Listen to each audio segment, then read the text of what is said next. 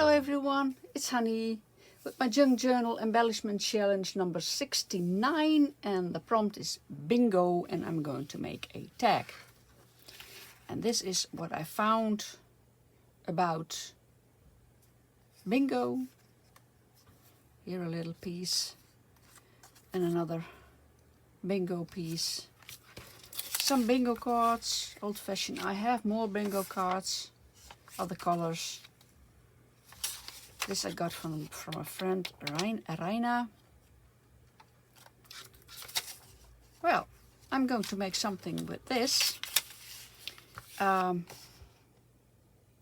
could make a tag of this, a big one, or maybe some smaller, but I think I'm going to make a tag of this, just cutting some things off. Yes, let's do that. I speed the video up again and enjoy watching.